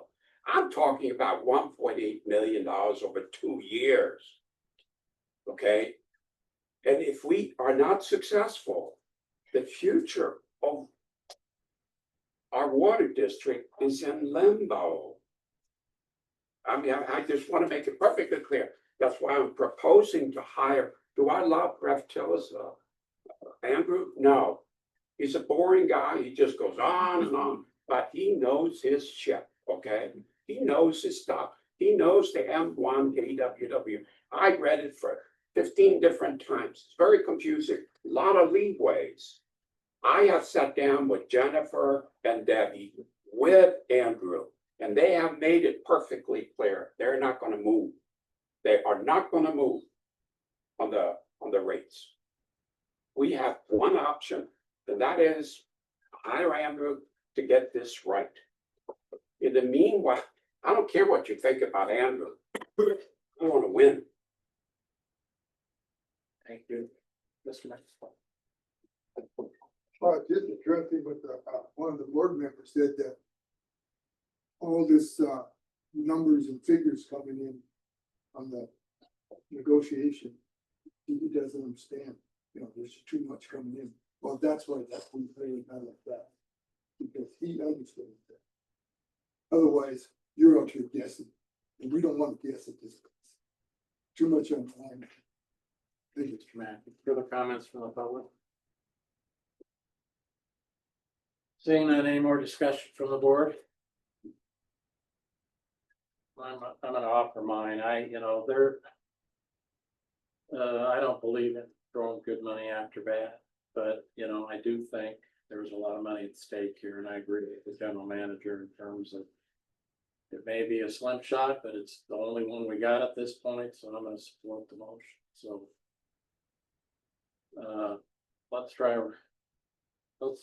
Let's do a voice vote. I think that this is for adoption of resolution 32-25 to enter into arbitration with hiring Andrew Ream of Raftellus. Director Ellis, No, Director Urbanbach, Yes. Director Ewald, Yes. Director Graves, Yes. Director Carey, Yes. Director Esmond. Yes. Motion passes 5-1. Thank you. You'll need to get a contract drafted and then find out if you've got DocuSign available, so. Yeah, because it may take a few days to get it. And then we should probably. Why don't you draft a nice letter over my signature for me to review to send it to the city? Okay. Okay. Item number 2, capital equipment replacement policy, resolution number 3325. Director Carey, would you like to move adoption of the policy worked out? Yes. Mr. Chairman, I move for adoption of resolution 33-25, which is maintenance of fleet vehicles and equipment for the MAGA replacement. Thank you. Is there a second? Second. Director Ewald seconds. Is there discussion? Director Ewald. This resolution state whether they did follow in the city's agenda on everything, was it state where you will be setting aside a certain percentage a year for replacement, so you can pay cash rather than taking a loan out to buy these vehicles. Okay. That's we'll direct that question to the general manager. Okay, so, in my last monthly report for this meeting, I mentioned about the depreciation. Now, this is something I mentioned, I shouldn't be laughing, but, my first board meeting, you showed the financial statements, and it was nothing for depreciation or interest expense. We have 3, loans, we pay $180,000 a year. They were not reflected on the P&L statement. Depreciation is $54,000 a month, $750,000 a year. It's not on the, so this is what I did on my monthly report, and I restate the P&L statement. So where does that fund go? It goes to our equity funds. So the $54,000 on paper goes into that. And a nonprofit organization like ours, we fund depreciation. In the private sector, where I came from, depreciation is deducted from your income taxes. We don't pay income taxes, but we actually literally fund our depreciation. So the money is there. And you know, you look at the balance sheet, it's there. And I mentioned that too in my monthly report, how much. So the money is there, Frank. Okay. Further discussion? Director Ellis. well, the only thing I would say is that the policy is based on the city's equipment replacement plan. And that's exactly what Frank talked about and what some board members have been trying to get the district to do for the last 3 years. Because it's not really there, it's a paper thing to plan ahead and put a certain amount of money aside for replacement, and we haven't done that, so obviously we haven't actually put money aside. But I'm just making that point, every single department in the city has to commit a certain percentage for equipment replacement, and when it's time to buy the equipment, they have it in cash. Now we have way more cash than we spend, so I understand that the cash is there. Mr. For the Director Carey. I know Bo and I worked on it, but I went outside of the city. I went on internet and checked a number of different government entities and how it works. And they're all pretty much the same. Thank you very much for your work on that committee. Discussion, questions, comments from the public? Now's your time to be heard. All right. Okay, saying none. The motion before the board is to adopt resolution number 33-25 to create a capital equipment replacement policy to be implemented by the general manager, reviewed and adopted, with equipment replaced as he brings forward after review. All those in favor indicate by saying aye. All those opposed, nay. Motion passes unanimous. Okay, item number 3. Adopt a GPS system to monitor district equipment and appoint a committee to propose the policy for its use. Resolution number 36-25. Make a motion to approve the resolution. Is there a second? I'll second it. Thank you. Is there a discussion? Director Carey. Chairman, I'm going to be voting against this on principle. When a committee is directed to do something and we go out of bounds and basically don't stay within our purchasing policy and board approval policies and just step out of bounds. There's no reason to have the package sitting here. This is not life and death, the GPS system. So I'm voting against it just because of the way it was handled. Thank you for your comments. Further discussion from the board. Mr. Director Graves. I'm voting against it too. I don't think it's necessary. It's something we could save money on.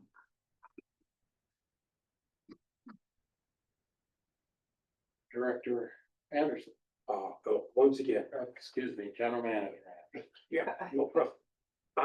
Once again, I want to bring you as much information as I possibly can to make a better decision.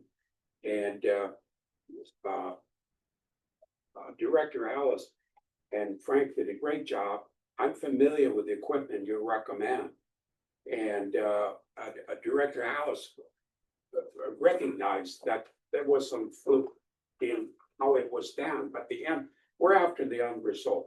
The principle, the law, the Montana law clearly spells out what we're supposed to do and not do. But is anybody interested in how many miles we drive a year, what the cost of fuel is?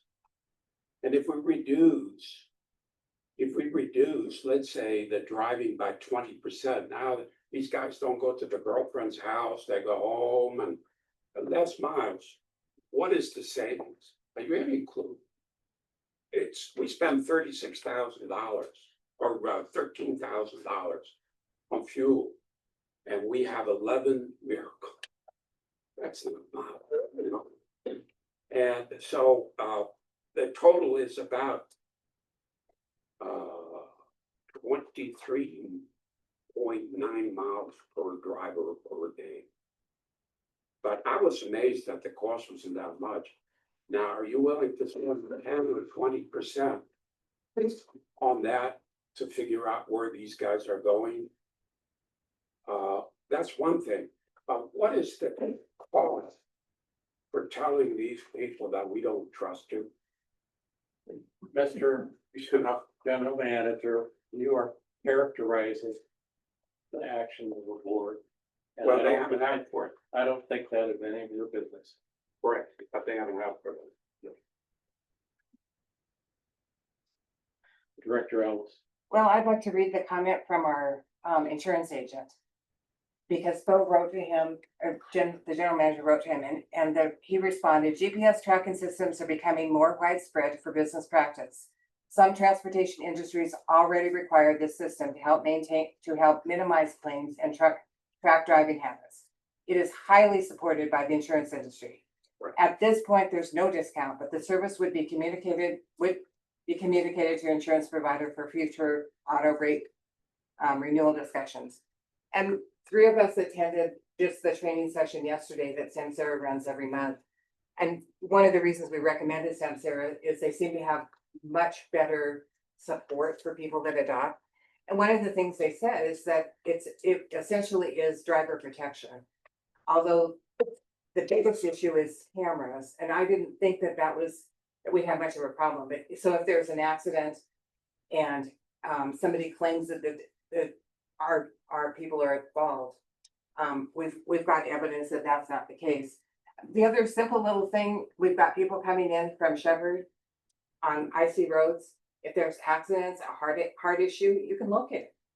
I mean, so it's such a minimal cost, and it's supported. I mean, every government entity that I know of uses GPS.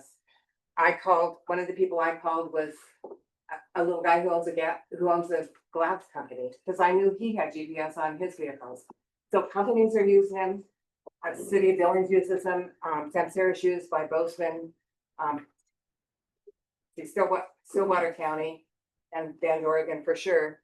I'm not aware of a local group that isn't using a government group in Montana that isn't using GPS of any size. It's inexpensive. It protects the drivers. It gives us good data. So, and clearly our insurance agent thinks it's a great idea. Director Carey.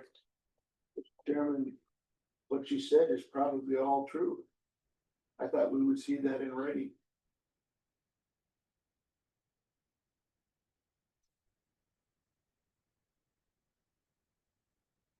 And some statistics, how it's gonna save County Water District some funds.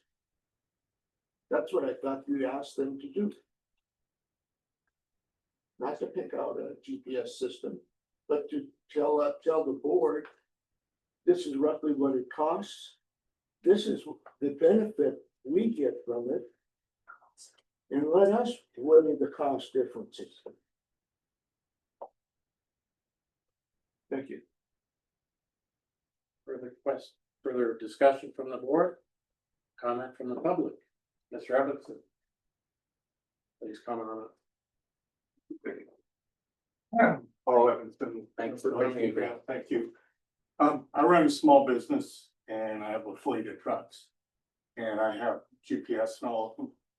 And it's not necessarily to track the use of my drivers, it's for their safety. It gives me a report if a warning light comes on my truck. Well, I get an immediate report, I can get truck service. I have a relationship with my drivers, so there are times that, hey, I have an emergency, I have to go home. Fine, do it, great. But I know where they go. I know where they go all the time. I can track it. It's more of a safety issue. It's not necessarily an issue of I don't trust you and I don't think you should be going over to this grocery store while you're working. That's not it. It's safety, it's convenience, it's ability to track my trucks and keep them in good physical running condition. Thank you. Further comment from the public?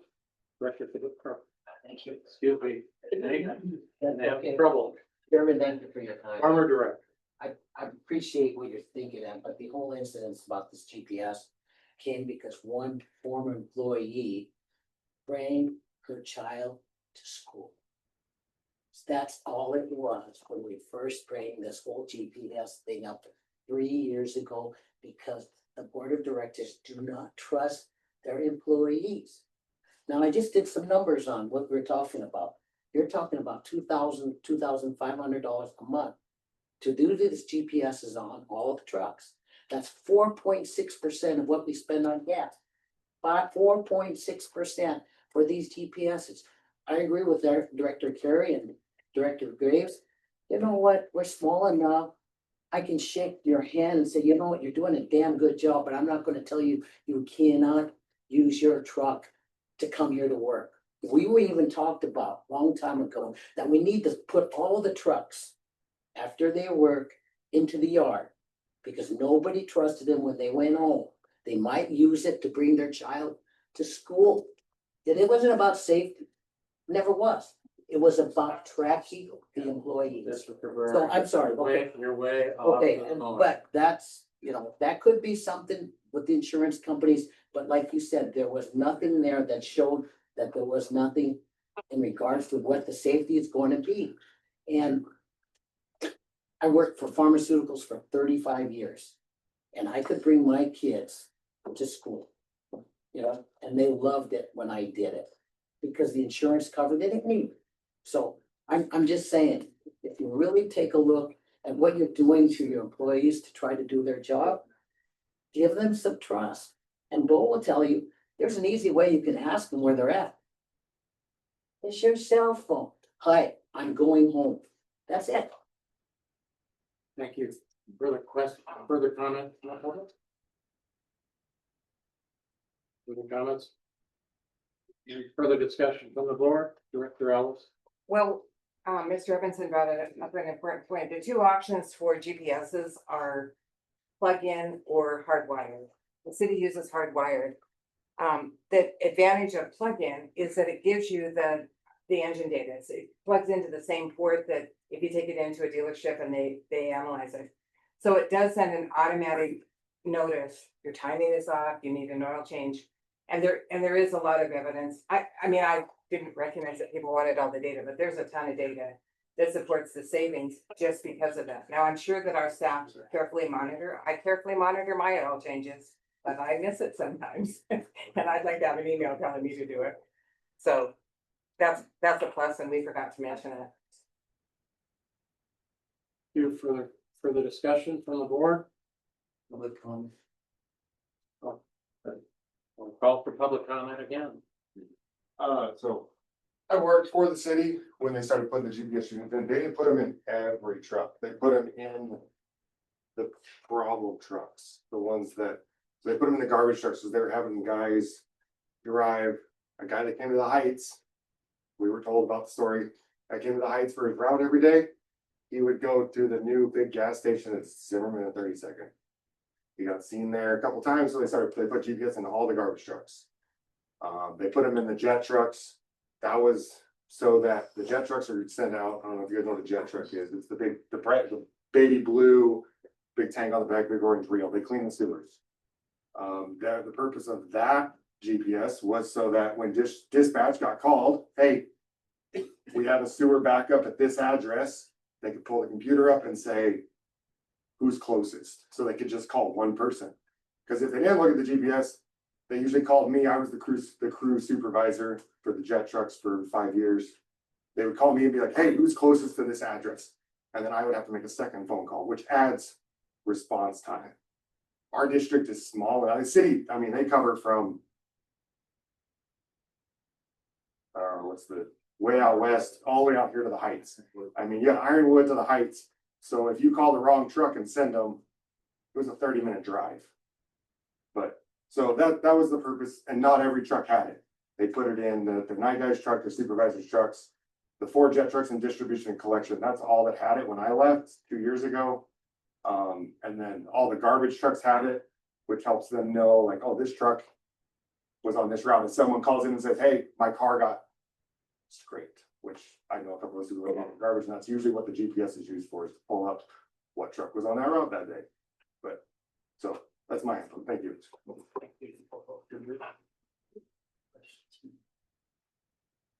Thank you. Okay, motion before the board is to adopt resolution number 3625 to adopt the GPS system and have the president appoint a committee to come back to the board to propose a policy on how it should be used. Well, let's do a roll call vote. All those in favor vote aye, opposed nay. Director Ellis, Aye. Director Urbanbaugh, Aye. Director Ewald, Aye. Director Graves, Hey, Director Carey, Yay. Director Esmond. Yay. Passes 4-2. So, members, let's, if you're interested in serving on that, committee to study and propose a policy. I would suggest it not be burdensome to either the general manager or the board. In terms of monitoring, I don't think any of us want to be monitoring GPSs 20 hours a day like a county commissioner. I know it is. So, let me know if you're interested. Okay, item number 4. This is the resolution number 3125. Adopt employee wage increases and adopt a performance rewards from. Is there a motion? Director E. Make a motion, we accept resolution 3125, but to eliminate the incentive plan. As a reduction on revenue waters, but to go ahead with 3% wage increase. Basically, that your motion would be to adopt resolution number 3125. Except for the second sentence, it says in addition, a performance incentive plan would be struck. Is there a second? Second. Motion by Ewald, second by Urbanbach.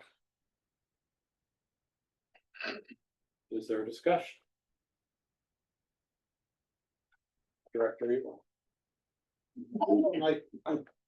I think we need the 3%, but the performance incentive, when you hire somebody to do a job, that should be the entire job.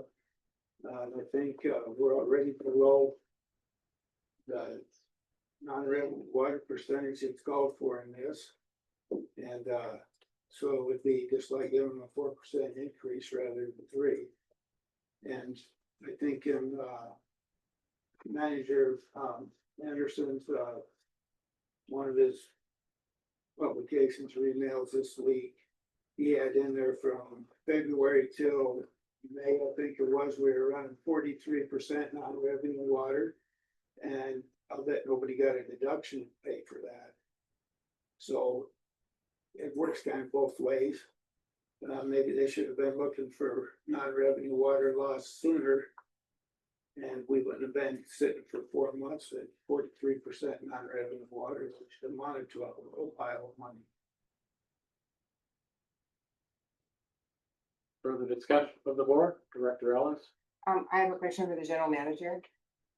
So, you sent out a notice a long time ago that had a revision of staff layout and where Jen was promoted to HR. Director Ellis, is this on the motion? Yeah, because I want to understand that, and Clay was promoted to manage the yard. So did those come with wage increases beyond their prior? Is that just a statement of past and no impact on wages? I have no recollection of any. There's been no change In salary? job titles or salary. Well, you've got the HR job description in the consolidation report for Jan. So there's been a change, but. No, you're talking about a job description. Right. Job description and salaries are totally different. I understand that. I'm just asking the question, did that change salaries? And you're saying it didn't? No, Okay, yeah, I just. don't I have the wish, information. I wish we could do that. And I tried to do it last year, it didn't work. So this year, as an incentive for the employees, because this non-revenue water, this water loss has been over 20% for 6 years. So it's like paying 20% more for the water than we're selling it for. It doesn't make any sense. So it's a real issue. And to build a sense of culture that we care and that we all know what we're working for, and that is the Heights water community. They don't want to pay 20% extra for their water. They're not going to get. So it's an incentive for us to reduce that.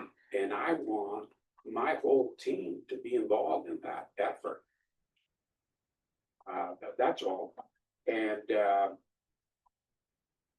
you know, I'm 77 years old. I've been running very successful business.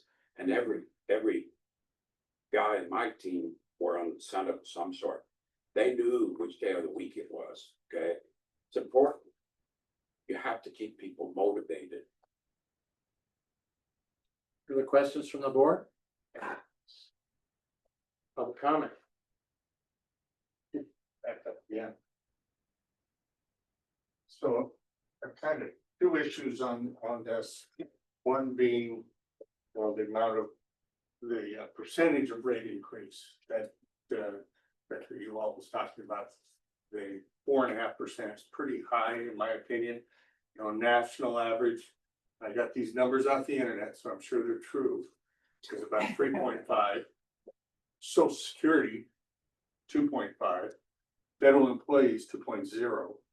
And I don't know what the city is, what they voted on the for this year. So don't get mad and don't turn my water off. Okay. But I just think that's a little excessive. And then the other thing is the benefits that you guys get. Compared to the city and listening to all the discussion about consolidation, I would be really careful because suddenly these guys that are getting this super plan for insurance and not paying for it, or not paying very much, would go on the city plan, and you're gonna have some disgruntled employees. And then the rate of retirement match, same thing, went from 10% down to 7.5%, and you know that caused some problems too. So be very careful as you go forward with your consolidation plans and how that would work for the employees and how they would feel and how the retention of employees is really tough. It's really hard to get good employees. I know that. And yeah, I know They that. hired him. He didn't get, plan was not good enough. Yeah. I'm out of order. Sorry. So anyway, those are my comments. Thank you all. I do appreciate it. Thank you for your comments. Further comments from the public? Yeah, very briefly. Mr. Beercaller. Before retirement, I was a manager for lots of people for two different entities for quite a period of time. And when it comes to employee morale, it's costly when morale's in the toilet. It is costly. Conversely, if you have a well-motivated teamwork environment, it's an oiled machine, it will save you a lot of money. And I say that as a guy who lives in the Heights, who's upset about the cost of his water bills.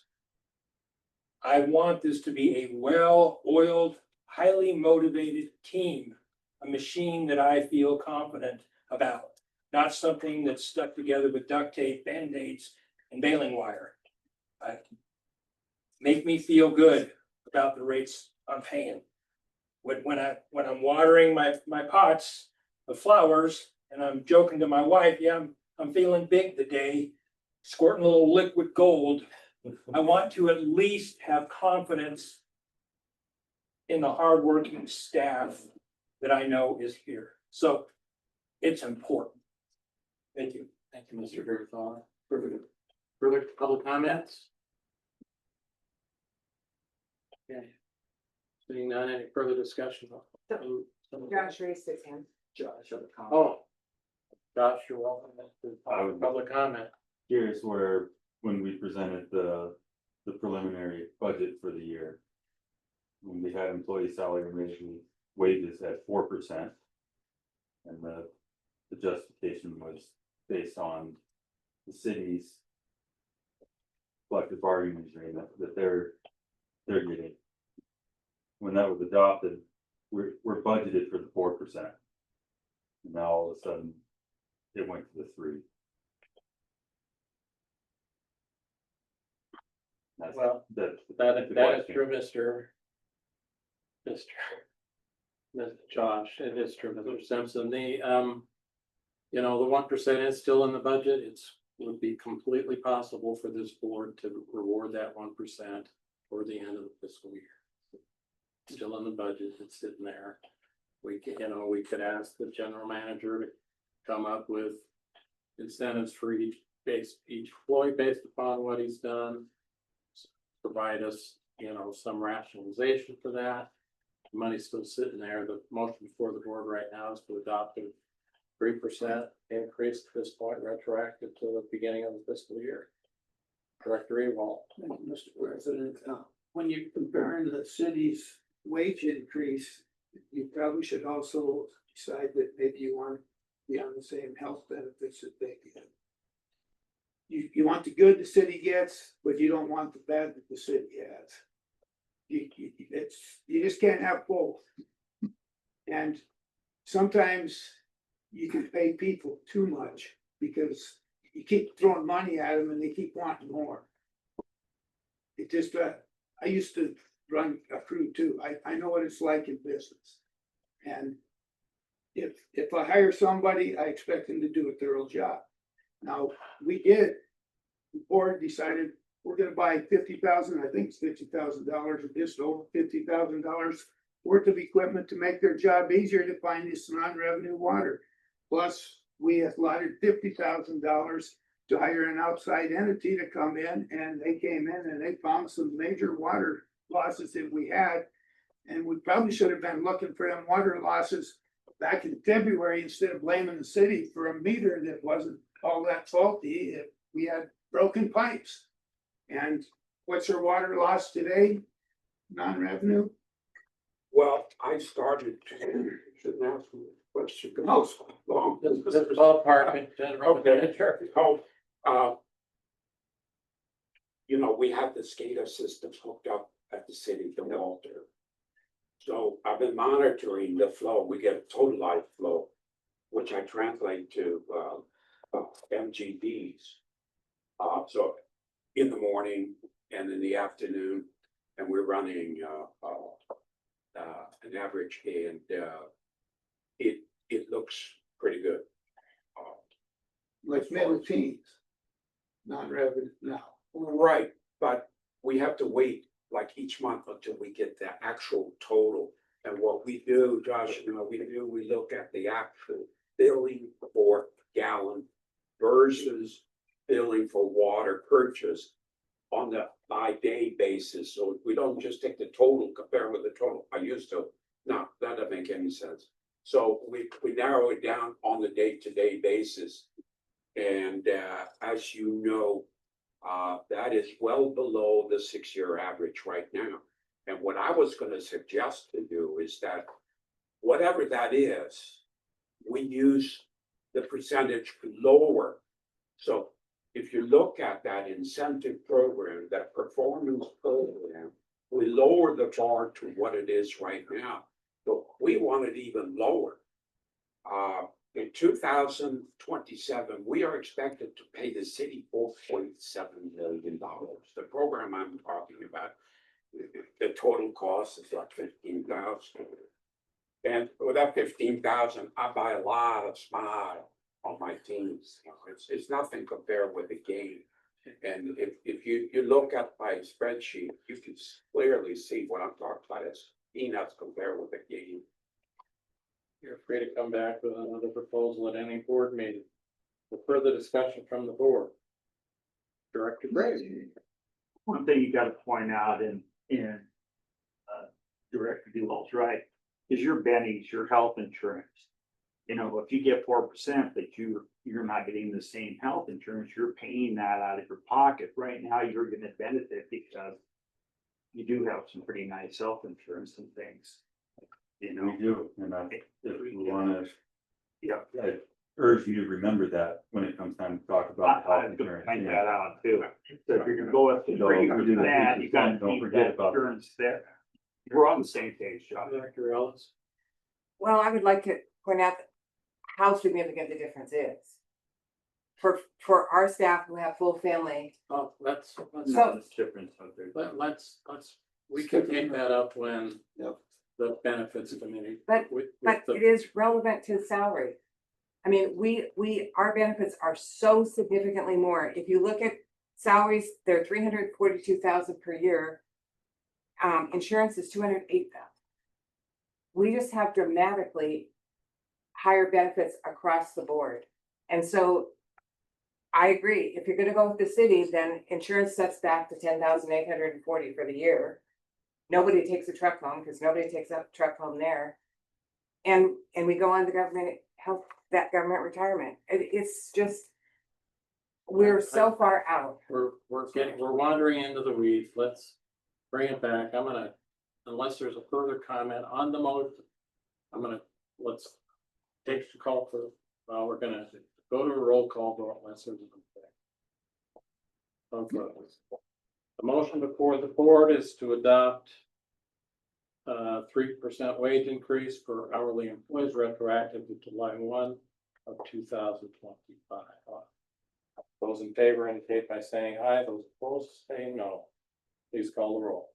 Director Ellis, Aye. Director Urbanbach, Aye. Director Ewald, Aye. Director Graves, Aye. Director Carey, Aye. Director Esmond. Aye. Should have tried a voice vote. Okay, do we want to get? I think these last two can move pretty quickly. Can we get through them? See agreement here. Okay, let's take up item number 5. For replacement of 2 district desktop computers. Resolution 3425. Can I have a motion to approve? Director Graves? I saw you nodding yes. I'll make a motion to approve that. Is there a second? No, Motion by Graves, second by Erpenbach. Discussion? Director Ellis.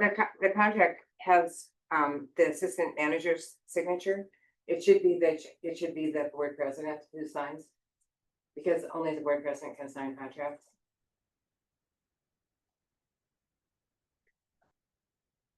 Yes, you're right. We can change that. Is there? Comment? Public comment? The question, if you vote on it and approve it, can you give give him the authority to sign it? And you voted on, you passed a resolution stating that you passed it, Yes. can the general It's a manager? formality, I guess, but, frankly, you could cross your name off, but I could sign it, I'd be fine, Right. so. Comment from the public? Seeing none, all those in favor of adopting resolution 3425, indicate by saying aye. Aye. All those opposed, no. Motion passes. 6-0. Item number 6.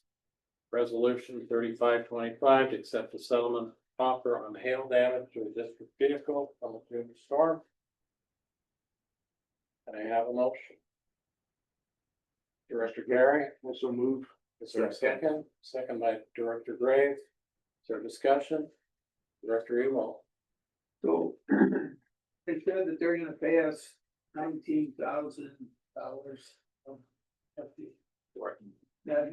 $19,680 to buy our vehicle, but they will pay us $14,680 if we keep the vehicle. And I was just wondering, the vehicle's worth $20,000. We took that vehicle, it's 3/4 ton. Advertising for Half ton. 10,000, It's a half ton. half ton. Advertising for $10,000, you could make $5,000. There is an issue. Yes, you may refer to Josh. Since the insurance company has gone through and totaled it out, it now will have a salvage title. So we can only carry liability, we can't carry comp or collision on it. And to try and sell it, it will be sold with the salvage title also. I don't. But this state is made up of farmers. Do you think those farmers care if there's a few hail dents or there's a salvage title on it? I don't think so. I don't think you're gonna beat $19,000 for that truck. I didn't say 19, they're gonna pay us 14,680. If we could sell it for 10,000, that would be $24,680, that's a $5,000 gain. That's just a gamble, I don't know. But I'm thinking that truck would go the first day if you put it. At $10,000. We'll sit with it. Just a thought. We're not in the car business. Just, Would you like to refer question to Mr. Simpson? just in response to that, the last time we bought service truck in 2017, we bought two of them. Bought them in November, we advertised, we sat on them, and we ended up using those as trades on with those cars, so we sat forever on them. Comment from the public? Seeing none, the motion before the board is to adopt resolution 35-25 to accept the offer of 19,000 and change for the hail damage to the district vehicle. All those in favor indicate by saying aye. All those opposed, nay. Four yes, 2 no. You vote for this one. Motion passes. Okay, we've run through our allotted time plus a little bit. I'll avoid prolonging the meeting by discussing items for the future. Board minutes, I will try to get you suggestions by the end of this week. So you can respond quickly, I hope. I will have the ability intermittently to put the agenda together on schedule in September. So I think we'll be on track there. So I'll get those input, your input, and put it together and run it by you, and then we'll get it posted on time, I hope. And I will get the committee on the policy appointed, so please let me know if you're interested. Can I just make one comment to the public? About the consolidation report? We voted last month that when we knew the meeting was happening, we would send a postcard to everyone, telling you the date of the meeting, when it is, and where it's gonna be. And because after the meeting, it turned out that the consolidation report was gonna be done, and that was never a meeting to vote on consolidation. That was to get a report from Morrison Merrily, who are not employed by the city. They're outside consultants, but they will give us the report. And what we wanted is that everybody could hear the report simultaneously. So that there's no, and we're also going to make a real effort to record it, so it's available on the website. So, and the written report would be available before, but we just don't know when it will be ready. So that's why you don't have a date. Thank you, Director. Now, with address Mr. Beerfeller in particular, you know, I thought your letter was well written, it raised good points. You know, it raised important points, and I think your board is listening to. Thank you. So, you know, we're only one party to this. We don't know if the other party is gonna be interested. You know, that will be a subject to debate within that cover. So, you know, there are pros and cons to everybody involved. It's like, you know, any business acquisition. Former Director Cabrera has indicated this is like a business acquisition. Yes, it is. A lot of due diligence is required by all partners. So, you know, I think your board members have intended to do their due diligence and be responsive. So that's my fifth working. Director Gary. Motion has been adjourned. Quiet the chairman. All in favor indicate by saying aye. Motion is adjourned. Meeting adjourned. 8:04.